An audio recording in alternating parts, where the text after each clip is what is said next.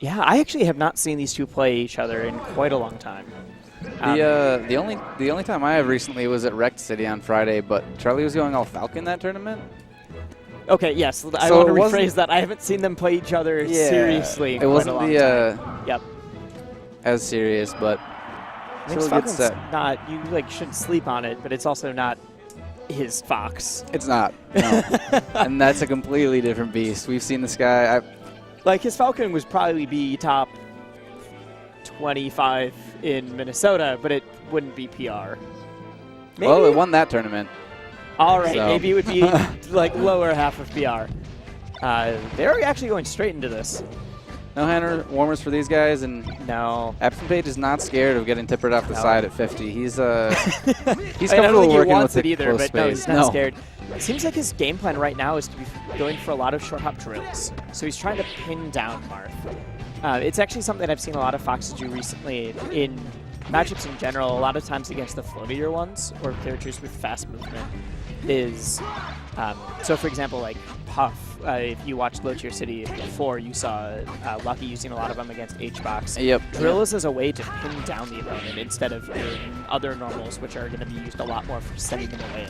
And also, in addition to that, it's nice because it gets rid of Nakamaman's crouch cancel option, which is scary because if he crouch cancels an air or something and gets a grab, he knows how to do a lot of damage. Yep. But sometimes the Fox just decides to hit all the Shy Guys and throw himself off the stage. Yes. Yes. It's just that Foxes do as Foxes want. And that's the story of Melee. Unfortunately for us. Yeah. Especially as Puff and Ices. Sometimes I wish I played Fox. But when you have all the options, you have to really think about how you are putting yourself into these positions. Nakamaman, meanwhile, is also throwing himself off stage. Yep, and Charlie is real quick to grab that ledge. And so we are seeing a festival of errors, war of attrition, whatever you want to call it. And a bit of spaghetti. And quite a bit of spaghetti. I'm not a huge fan of the term, but I think it describes it very, very well. He's getting back from that, though. Might not be getting back from this, but he just decides he'd opt for the stage presence instead of going for an edge guard. Absentpage is not letting the Nakamaman get back to center. Well, I guess he spoke too soon, but yeah, he's doing a good job of zoning him out, lasering a little bit from center just to try to make Nakamaman come in. And once Marth is moving, he just has less options available to him. Now, I would love to say oh, this is very even, except for what we're seeing right now. But they've both had several SDs, and I just don't know the counts. And I'm curious. Well, okay, there we go. I'm curious what the SD count was. Hopefully you can see it on the screen really quick. 2 falls, I think it said, for Absentpage. Yeah, so that'd be just one becomes a SD question apiece. of, yeah. 1 SD apiece. It felt like more. Despite being fairly close in stocks, it did seem like Charlie was just in control the entire time. But now Ethan's got a strong counter pick to work with. We'll see if he's also able to adapt to some of Charlie's more common options, like that drill. If he's able to maybe SDI out and grab, and we know that they do a lot on this stage. No, goes for a poor read, but he's able to convert off of it anyways. Interesting choice of the forward throw there to go for a tech chase rather than an up throw. And yeah, I would have assumed up throw into either tilt or maybe a just nair try if he to had force to jump him, up there. force him off the stage in the other way. I understand that he was trying to go for the tech chase, but his tech chases haven't been working super well this set so far. I've already seen a couple of times where Fox has been lying on the ground and he's dropped that. So Yep. It's just a curious decision. Man, and he went really deep for the bear. We saw what he was going for. But in that case, Charlie actually went really low in order to clip the bottom instead of getting... it was a risky decision because it would have been easy to punish, but he decided that riding the wall super low was going to be a little bit safer. And Absentpage making good use of his invincibility, walks up and puts his leg in the air, and Marth is dead. So it's the slowest looking kill move in the game. Yes. He just slowly sticks his foot up and you go flying. That was dumb. Man. That's still another bummer for Nakamaman, but he does have He can definitely bring this back, especially on a stage like this where he... No, he's been playing surprisingly solid. It seems to be more flubs in inputs or flubs in text rather than like decision-making errors, at least from what I'm seeing. Which is great, because if you make a wrong decision, Absentpage will punish it. Yeah. And that's like what I was saying, where we saw he was going for things to set up tech chase options, but was dropping the actual follow-up. Sometimes you feel like you get beat by your own mind, and sometimes you feel like you got beat by your own hands.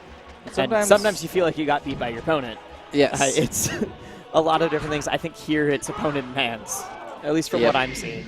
Because that was a solid 3 stock. Yeah, man, that last stock.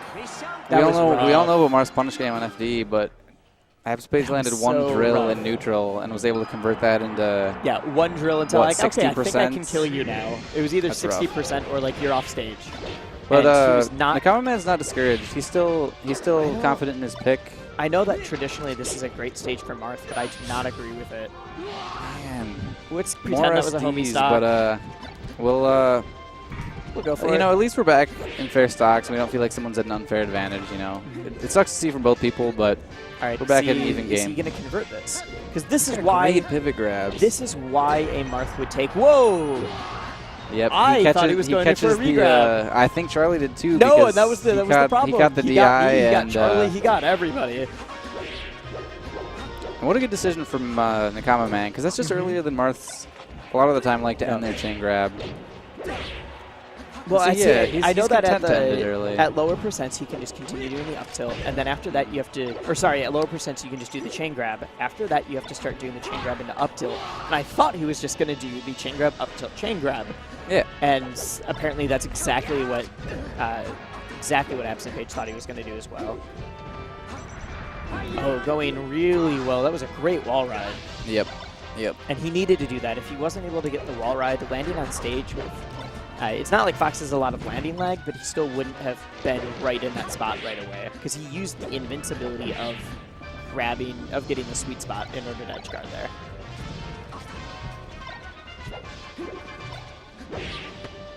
But no, definitely. In this, I'm glad that in this game 3 we're seeing Nakamaman actually playing towards his strengths, especially on this stage. We're seeing him go for that chain grab, which we didn't see once game 2.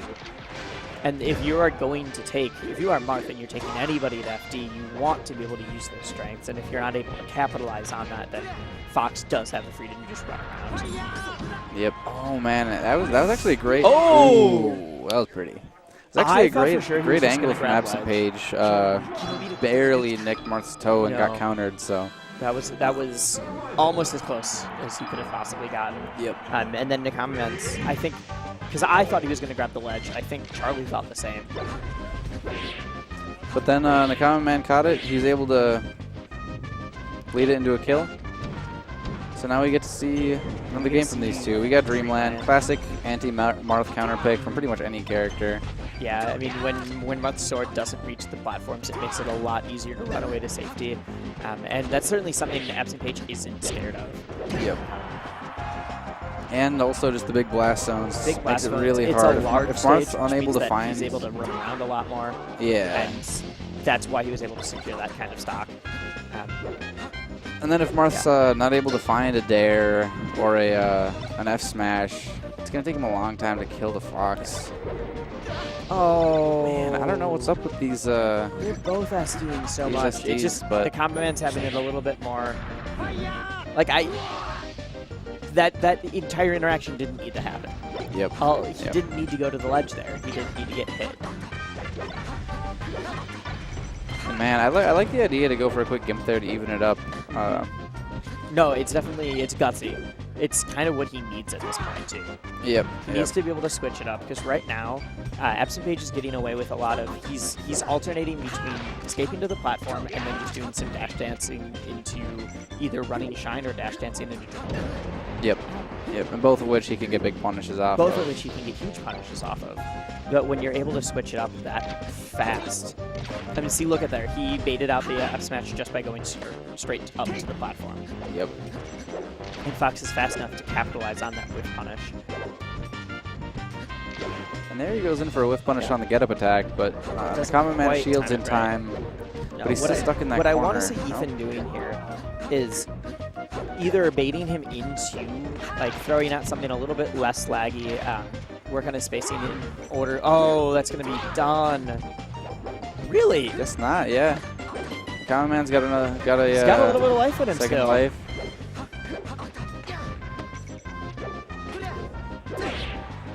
Oh, gets a weird, like, not only was it not a tipper, but it didn't even send it as far as I expected for a weak hit. And a missed wave dash does not lead to death.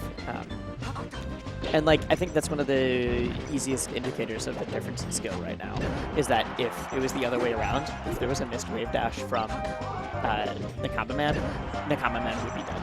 Yep. And also, I mean, Fox as a character has a better ability to punish that with the way he can run in a little faster, although they can both run in and grab pretty quick. Yeah.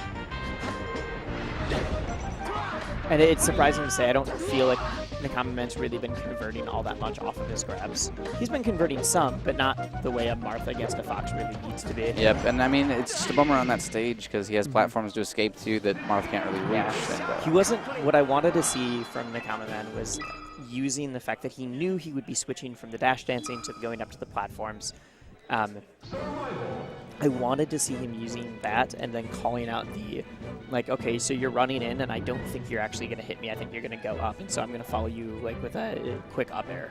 Or I'm going to, like, actually try to preempt. He wasn't doing any reading, at least as far as I was able to. I'm sure there was some.